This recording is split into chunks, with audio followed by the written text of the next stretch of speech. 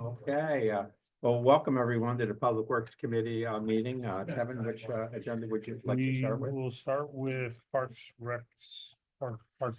Okay, let's start by, you should all have received the minutes of our previous meeting. Cheryl and Ken motion, Mr. Bruno on the motion, made and second, discussion. All in favor signify by saying aye. Aye. Opposed, the motion, the minutes are approved. Okay, Kevin, the floor is yours. Thank you very much. So the first four resolutions I'm gonna actually turn over to Dean. And these are the contracts that we have the snowmobile clubs each year, so. Mr. Chair, this is strictly for a renew of the existing contracts. There's no change in fee. The duration is for next year. It will start January 1 and go to the end of December. And other than that, there are no other changes to request these new contracts for that four county clubs. Okay, let's bring this forward for discussion then. Mr. Midday, Mr. Strainer on the second. Take all of these at once. Are you promising snow?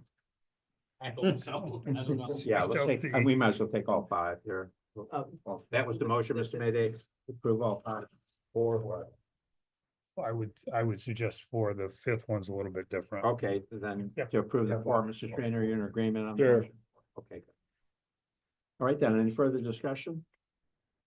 All those in favor of the motion signify by saying aye. Aye. Opposed, carried. The next Yes, item, they all stay the same. Yeah, the next item is a little different. It is just a agreement, a contract with Saratoga Snowmobile Association for the use of the railroad right away. So we have north-south access between the southern county and northern county. No fee associated, just request to utilize that right away. So we have continuous use of the trail. Same as last year's. all right, let's bring this forward for discussion purposes. Mr. Bruno on the motion, Mr. Strainer on the second. All in favor, signify by saying aye. Aye. Okay, now let's discuss this.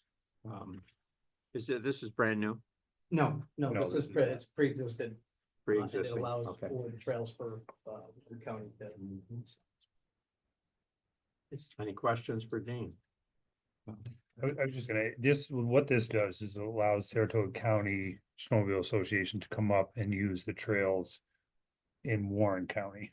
And they use our right of way to be able to do it. And this has been in place now for 3 years now. So this would be the fourth year of it. It allows them to access our property where it starts on Angelo Mountain Road that goes to Park Road, that little cross Yes. before it goes over the bridge. Yep. So. Larry, you have any comments? No comments, okay. Are they required to provide certain insurances and Yes, they do. they They do do. provide, okay. Yes. Good. Any further discussion? There being none, we're ready for the question. All those in favor of item 5 as presented, signify by saying aye. Aye. Opposed, carried. Information for discussion review. Trunk or treated, up beyond the farm. Yes, we're looking forward to another successful year. We had over 800 people last year, no issues whatsoever. It was very well received, and we look forward to doing it again. As you can see, you all had the poster. If you don't mind sharing it, we appreciate it. I'm not sure if we need more than 800 for that window, but it is a very good event. It's a great event. It's a great event. And I think, I just wanted to add on that I think we want to thank Veteran Services because I believe that they provide their van to us because the parking lot at Up Yonder with 800 people gets filled fairly quickly. And you'll certainly see my friendly face and Dean's friendly face parking cars. Dean actually drives the van. But we use that and we can thank the town of Bolton because they allow us to use Veterans Park to have cars parked down there and then we bring them up in the van. So thank you to both veterans and to the town of Bolton. Well, good luck. I hope you have great weather. Next item. So the next item we have on there, we had a request from the John Thurberg Historical Society. As you all know, we have Riverside Station. It's certainly an historic facility and they would like to put up a historic marker at that station.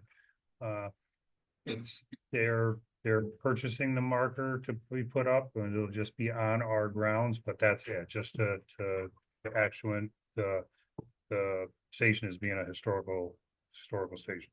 So I don't necessarily think, unless Larry tells me otherwise, that I need a resolution.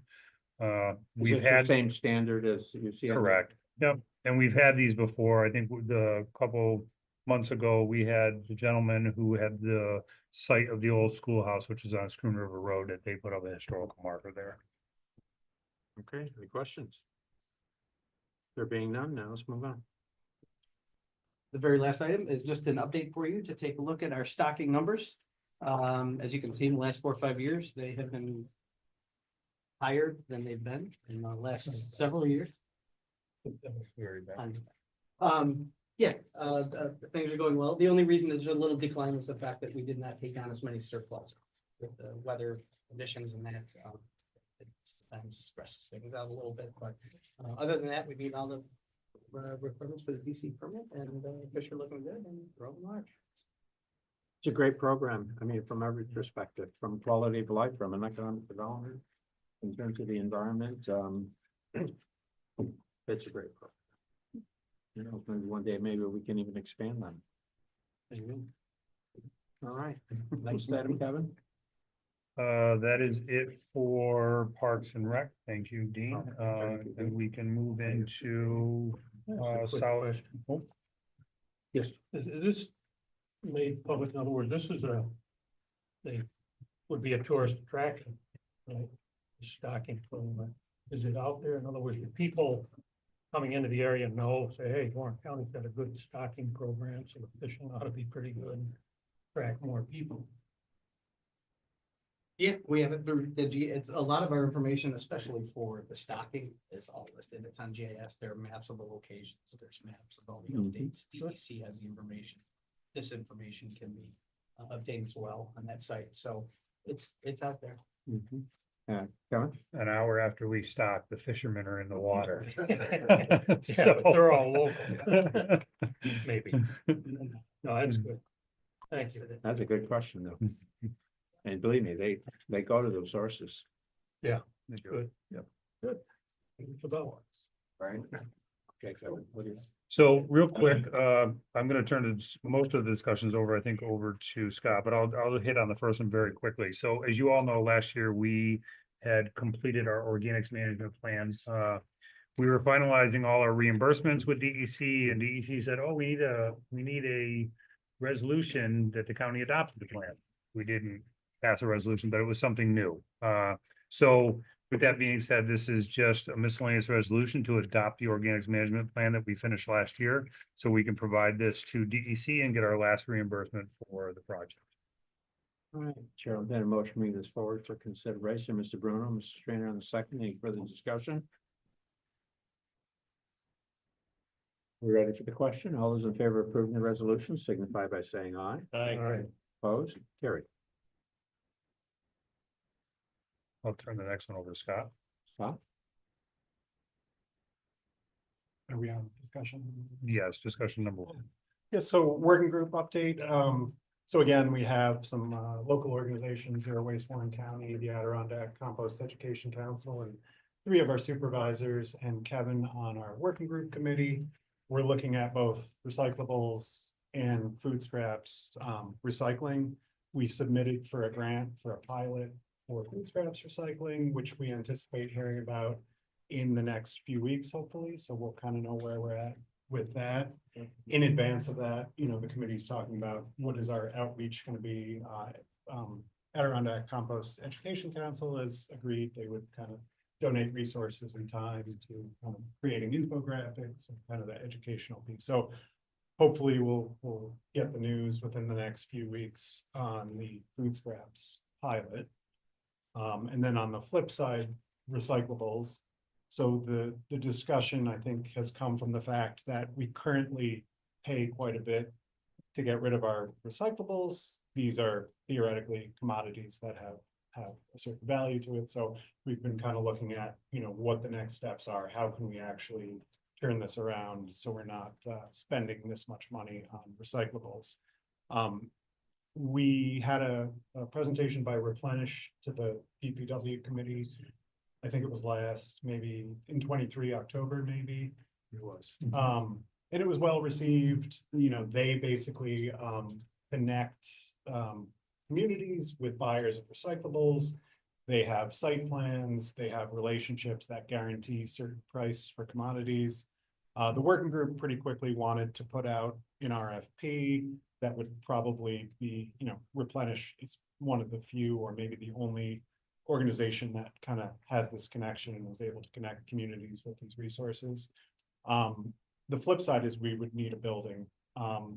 It seems like Lake George was prior to this identified as a possible location, the Lake George transfer station. When Kevin and I had discussed this, the need to really understand what the building needs are became pretty apparent. So we're kind of in this place right now where we're trying to figure out our next steps. The working group recommended that I present to you folks Replenish's cost estimates. So I asked Replenish if you could look at, our 2022 transfer station data. Could you estimate what you would see our costs or actually profit being from this relationship? So they kindly shared a quick estimate. And then I was asked by the working group committee to just present that to the group to see what kind of comments, questions, conversations would come up. Because there's also another round of the EPA Swiffer grant, which is solid waste infrastructure for recycling. It's a no match grant. It includes, $500,000 to $5 million grants. So anyway, there may be some pieces that meet up. But before that, I just wanted to use some time to present what Replenish presented to us. Does that make sense? Yep. So I have, I'll pass these out.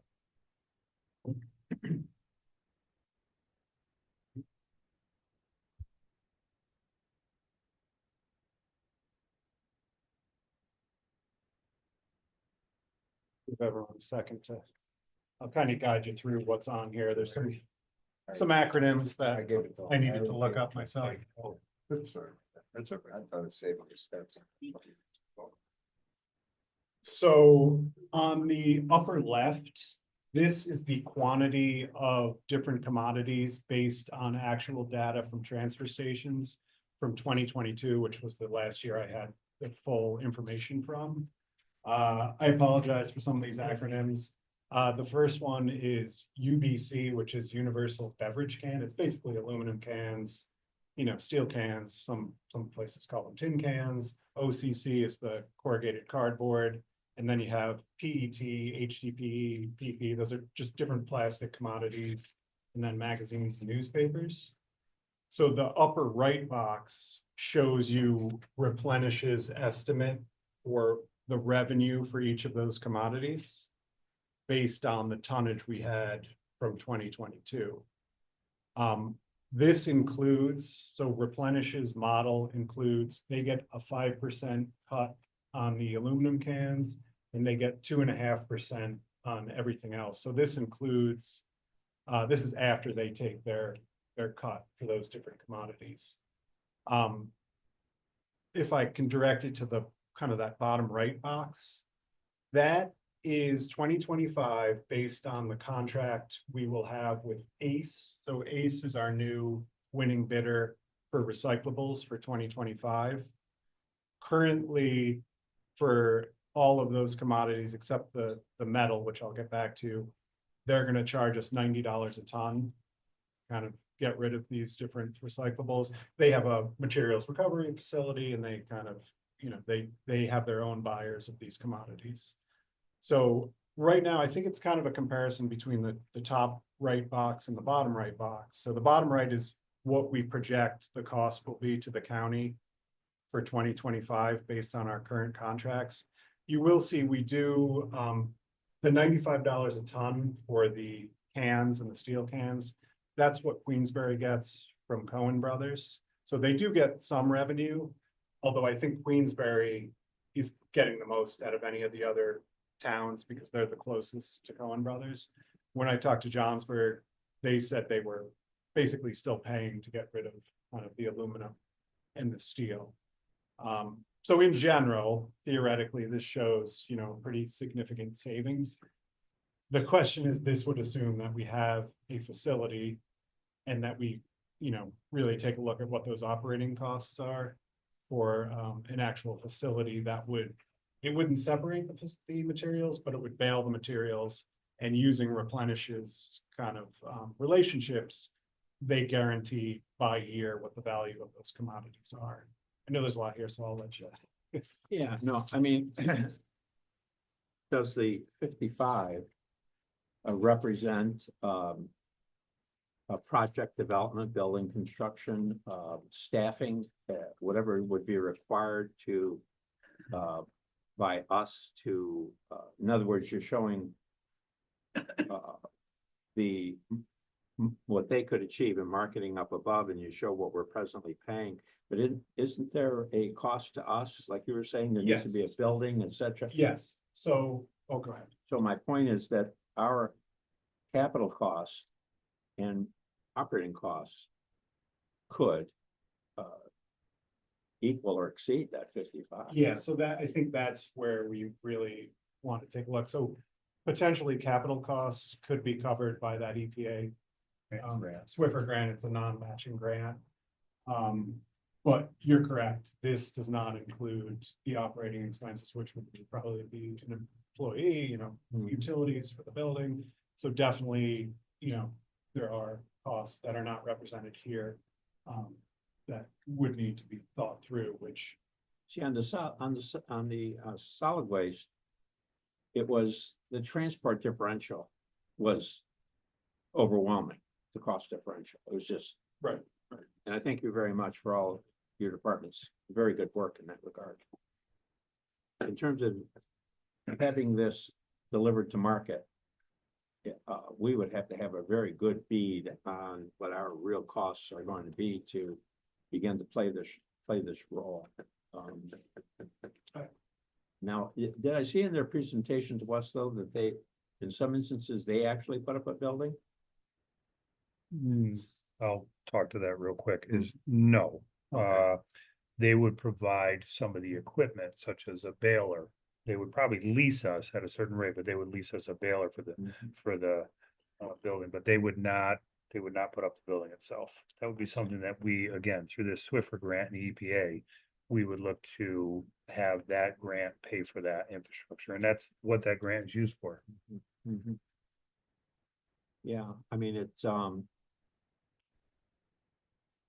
any other thoughts from any of the committee members, Mr. Brown? Thank you. Couple of comments. First, I'll start with the organics management. I think that's a great idea. And I think the key to that, you alluded to it somewhere in the discussion, is the education. Like a lot of things, once the public is educated as to the benefits of this, I think it's a great one. But on to this, anybody talk about market fluctuations? Because I know from experience, a number of these commodities over the years have significant fluctuations, and how that affects an investment in the whole recycling structure, if you will. yeah, so looking at historical data and rates over time, so even with us contracting to Waste Management, I mean, the costs have fluctuated greatly. I guess my thought would be, if the overall rates drop or increase in the recycling commodities, the margin would still be there with replenish, because we may get less for the commodity, but in turn, Waste Management would have been charging X amount more. So I don't have an answer for dealing with the fluctuation, and it seems like replenish, they have a lower risk model where they take the average over 10 years and pay 70% of that, versus you can go with the market and take a yearly chance on that. Thank you. What causes the fluctuation? You mean overabundance of material? Yeah. Go ahead. In prior to 2020, China was taking a lot of our recyclables. It was pretty consistent, but since then, China kind of completely stopped accepting materials because of contamination and other reasons. So right now, the markets seem to be coming back, like even with paper, different paper mills are coming back online, but plastics is the harder one, I think, to estimate. But there seems to be, in general, a move to trying to get more material that's from recyclable. Well, I thought there was a big push on reusable, recyclable plastics. All right, but here, just excuse me. what happens, the demand is tied to, well, for the usage is tied to demand, which is tied to public, which is tied to all these different commodities that are a result of using these recyclables in their production process. And if demand for those different commodities, I hate to use that word, but as that goes down for whatever reason, then your demand is going down, hence your cost, or not cost, but your availability to sell this stuff goes down, the price that you can get. And there are a number of factors, you know, I'm just making it pretty simplistic, but there are a number of factors that go into that demand, which controls the overall price, if you will, that you're gonna get for these recyclables. Anyway, that's- Well, when Assemblyman Simpson was here last Friday, he seemed to push the fact that we were doing, especially with the organics, that was a really good way to go. And I can't remember if he stressed, I know he stressed the bottle deposits. I think the organics is a different, That is a different. different animal, if you will. Pun intended. Well, no, it's nice because the weight is what you know, when you're talking about the weight per haul, that when you take the organics out, the weight dropped, what, 40% or something? 30 to 35%. Yeah, I wonder, I mean, I'm sure this will cross your mind in terms of how best to model this, going forward, but the company that would provide these types of markets to us, that they could provide those markets to Ace through an arrangement with us whereby everybody could benefit. And we're not competing, so to speak, with the private sector in a world that we don't really well understand and not really capitalized for. You kind of see what I'm saying. In other words, that maybe it's these brokers that buy for aluminum cans for some company, right? Maybe what we need to do is maybe there's a way of when we bid of linking this up so that everybody benefits. So that we don't have to get into the business ourselves. We already have companies in the business. It's just a thought that I had. And on the green waste, I mean, it seems to me that really hope we get funding on a pilot. Even if we don't, I think we should do the pilot. And because what we don't want to do, I don't think, one of my worries is that we begin to access a green waste business, and now people that are providing green waste via the major producers through some other resource now are putting it on top of the general taxpayers of Warren County. And so, you know, because what happens to your transfer station is you have these, and not all your residential people, because a lot of your residential people get picked up privately, but the people that deliver their own refuse, their own garbage to the transfer station, that call that one group. And then there are those residential that have it picked up privately. We'll call that a different group. And then you have your major producers, supermarkets, that kind of big hotels or whatever that are as another group. And so it'll be interesting to see our thinking and our strategy going forward as it relates to that. Because I fear that the last thing we want to do is open the taxpayer checkbook into this world, and the next thing we're gonna be into a cost structure that's gonna knock our socks off. So we need to be careful here. I mean, aside from the fact that you've got a whole process to go through with getting people acclimated to a new way of doing this, right? Maybe we start with the transfer stations, the smaller folks first. See how that goes. See what, because, you know, I have people telling me, I already compost. They have gardens or whatever. They're already composting. And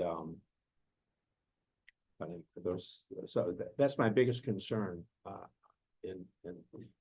the solid waste front. And then And I do wonder if there's a way of achieving these benefits, but maybe with a different model.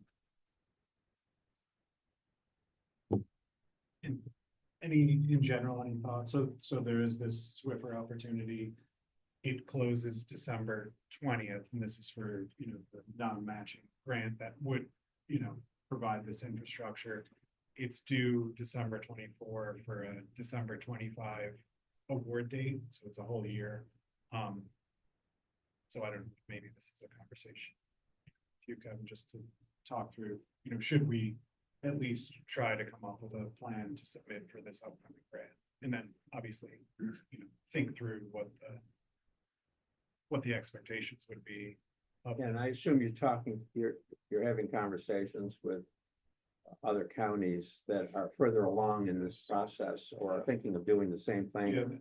it's been great just because it seems like folks really do want to share what's gone well, what hasn't, and it's probably no surprise, every county is different, but there's a lot of great resources, a lot of people who are willing to share even financial data. So Yeah, and I think that's very important that we really have our eyes wide open relative to this. Before even if we apply for various grants, that's taxpayer money, and there's a replacement for reserve on that as well. So it's not free, Mhm. is my point. It's a Yeah, I cost. think if I might, just the nature of this, recyclables and solid waste and organic waste. The nature of it demands that you scrutinize it very closely and look far enough ahead, so you're not expending a lot of taxpayer dollars only to find out down the road, to your point, that you got something here that really isn't what you thought it would be 5 years ago. That's what. Exactly right. I think you're doing a great job. Sure. I think that, I mean, there's no question if we can begin to remove the green waste from the stream, like Mr. Trainer was saying, that could be as much as a 30 to 40% reduction, at least by weight. That's huge. If you could achieve even half that, that's a big number. Just to go, But I was gonna say, now with the supermarkets and the restaurants and whatever, aren't those all private haulers to begin with, so how do you get them involved? Fully? that was my question. Don't know. That's why Scott gets the big bucks. Don't they have now the big producers, hotels, restaurants, markets? Do they have people collecting their organic waste? I know they, at least with respect to the oil, used oil and grease, they do, but I'm not sure about the other organics. yeah, so under the food scraps and recycling law, so anyone generating 2 tons or more per week has to take it to first donation and then food scraps recycling if they're within 25 miles of the facility. Currently, Hannaford, Price Chopper are doing it already. They use a company called AgriCycle, which brings the material. I think it's in a different state. So there's, the hauling, and they do an anaerobic process, which for some folks, that's not as preferable as doing aerobic compost where you have a nice kind of soil product. But yes, a lot of the large generators have to be thinking about this, even though they're not within 25 miles. Some of them within Warren County are already doing it. Yeah, and I think that burgeoning industry is something that we certainly don't want to undermine. And because of the efficiencies and the competition and all of that, and also I think there are things that we can do statutorily by law to help create certain markets, should we determine that that's in the best interest of taxpayers of this community. So even if there isn't a facility within 25 miles, but you just represented, some companies have elected to do it because I think it's the best way forward. And I wonder what more we could do to support that. One more quick thing, just thinking through, so Stony Brook's gonna do a waste characterization study for us, probably in May. So they have DEC money. They've been going around the state where they'll actually take samples of different, they'll go to the transfer station and they'll look at the percentages of these different commodities. They'll tell you how much food waste is in kind of a certain load of material. Again, there's some general numbers we can rely on, but it'll help kind of really bring to light, like, oh, wow, 14% of our solid waste is, PET bottles, those have a value. So I do think that will help at least bring it out in the public sphere. And people will start seeing some of the value in these commodities and how we can better be more efficient. So, Don't worry about bears. Yeah, up by us, it's crazy. I know. I'm sure of that. Well, that's kind of recycling. Right, yeah, that's true. But if we're gonna make a change here, our existing solid waste disposal contracts are. Just see Julie Butler here, our existing solid waste contracts for the disposal with Waste Management and ACE, what's the term on those agreements? 1 year with 2 potential renewals. Two 1 year renewals? Correct.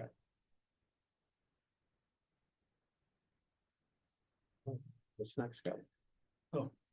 Reason why Julie is here. So the last thing we have on our discussion item is the discussion on our container inventory. As you all know, and you have seen from the budget analysis report, that the county was unable to locate a certain number of containers. I think last year it was probably close to 70.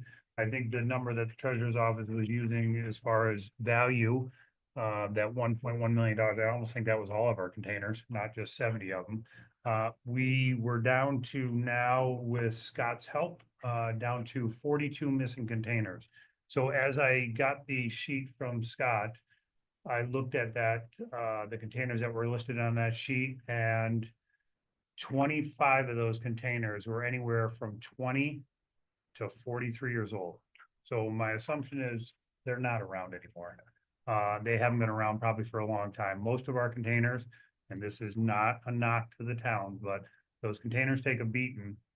Every time material is put in them, if they get compacted down, the haulers that we had hauling them, probably don't treat them as if they're their own. So I'm sure any of the ones that were from the age of 20 to 43 years old are no longer around. Discussion with the treasurer's office, the depreciation on those is done after 7 years. So we still had a fair amount of containers on there from 14 to 20 years, which I would propose, since we haven't been able to track them down either, removing them off the inventory as well. So right now, that would leave me with about 5 containers that we're missing. That's pretty good, considering we do not haul any of those containers. Those containers were and have been and will be through the end of the year hauled by private haulers.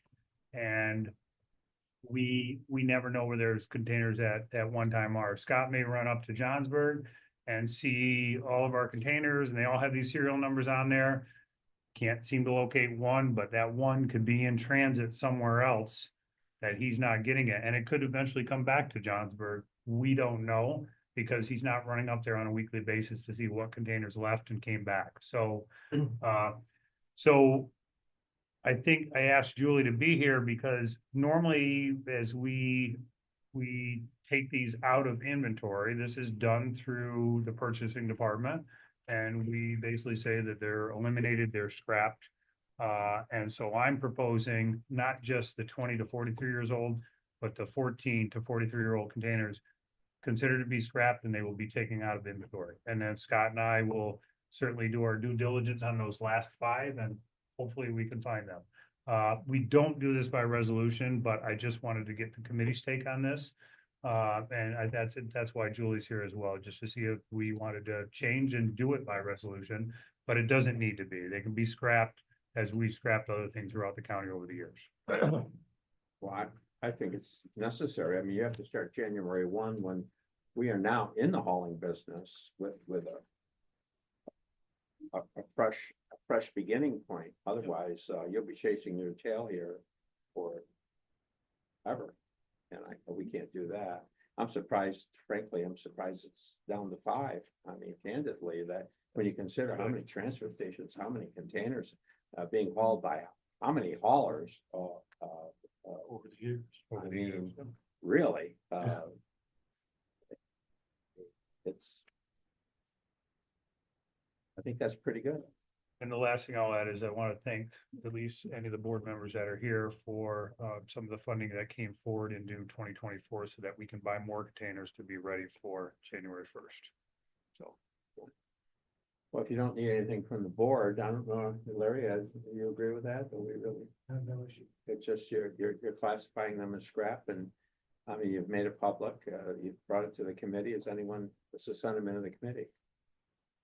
Mr. Chairman. Violate the rules, but how are you going to plan for January 1st? I mean, how are you gonna make sure all the containers are gonna be available? How are you gonna do that? Scott's staying on top of all the transport stations. He's been in constant communication with every one of them to make sure that they have what they need come January 1st, and that our containers are there in ACE or waste management, containers are gone. And that's one of the reasons why we're with the board resolution last Friday, giving us the ability to buy a couple more. We think that will have plenty enough containers to suffice for all the transport stations. And how many do you think are missing right now? 5. You think you'll find it? Don't know, can't say that. We're gonna continue to look, but as I said, it's hard to say, again, if he goes to Johnsburg today and sees the 7 containers at Johnsburg, he writes it out all those numbers.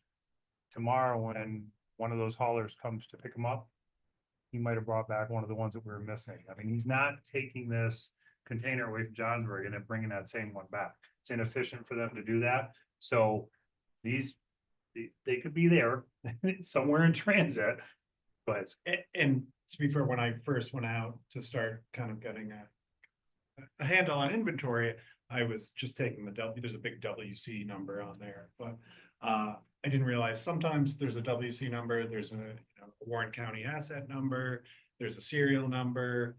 Sometimes the numbers don't match. So in general, there are some containers that I found that I didn't link up with the inventory. So we do have a few that when I go back out, I'll know now to look for some of those other pieces of information and work on improving my inventory process by that.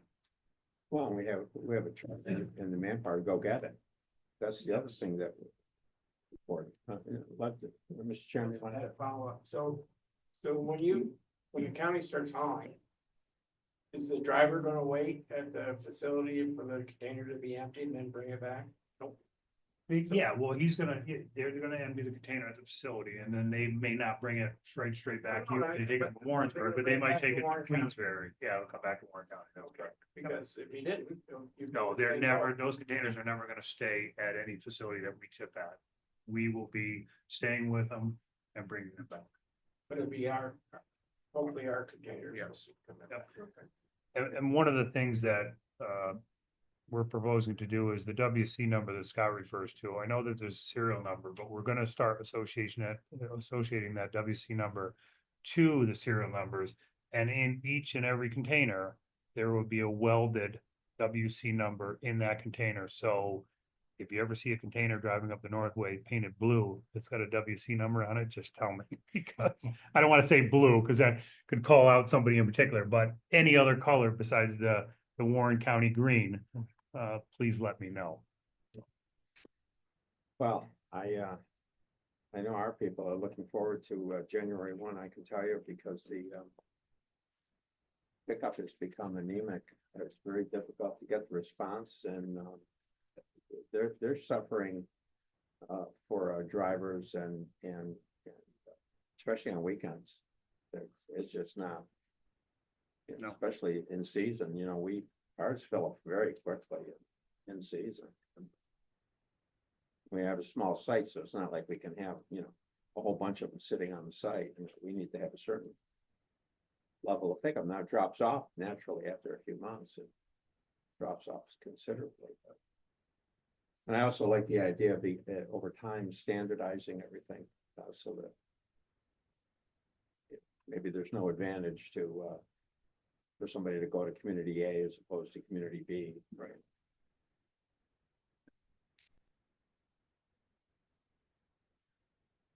Now, all the towns are, you expect all the towns to participate but one or two? I expect all the towns to participate except for the town of Lake George, because they have their own container truck. Okay, I don't expect the town of Thurman to take us up on solid waste, but they will take us up on the recyclables because they have all our containers, but they have a brand new garbage truck that I think was probably in the works 2 years ago that they just received.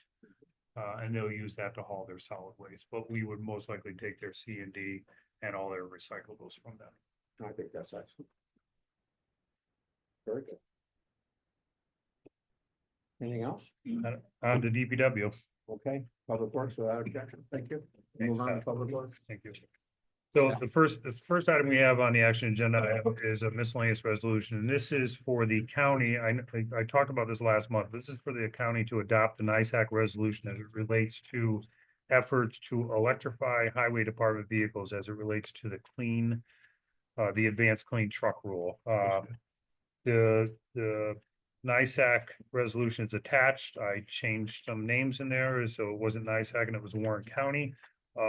As you all know, I talked about when I went to the NISAC meeting that I had asked as part of this resolution to amend it to add the fact that they are exempting transit vehicles and emergency vehicles, and I asked them also to exempt construction and maintenance vehicles for municipalities that are critical to our government's mission. So this is just a resolution to adopt theirs, make it our own, and then send it on to the governor's office. One thing, as we're doing this, we just received a letter just the end of last week that the term set forth in New York State DEC's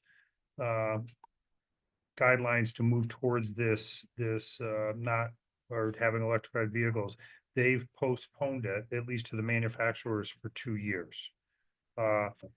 With that being said, if there's any vehicles over the next year that would take 2 years to receive, we will certainly have to, I'm sorry, so 2026, they say. So for 2026, for truck purchases designated for snow plowing, street cleaning, they will go back to the act guidelines that they adopted, which was from California. But so right now, for the next, I guess I want to say year and a half, we get a reprieve. So not enough. And this, you need the committee to approve this? to Yeah, go to this the is full board? this is to adopt, yes. Yep. Mr. Bruno on the motion, second. Mr. Trainer on the second. Any further discussion? All in favor, signify by saying aye. Aye. Opposed, carried. Quick update on projects. I'll send the pictures around right now. This is for the Palisades Road culvert project. This is the last of the ones that were washed out as part of the December storm. They have the box set. They're pouring the wing walls currently, and they should be wrapped up probably by probably the middle of December. They're thinking they'll be complete. As far as road projects go, our last 2 road projects, which was Peaceful Valley Road and Diamond Point, Peaceful Valley starts next week. Diamond Point started this week. Diamond Point is to replace some drainage structures, and then it'll be a rehabilitation project for approximately a mile, and we may extend that a little bit further. And then the Peaceful Valley Road start next week, and that's a pavement, mill and overlay type of project. And that's all I have for project updates. I'm not, Just for comment, I mean, that Diamond Point Road is, in need of some TLC for sure. it is.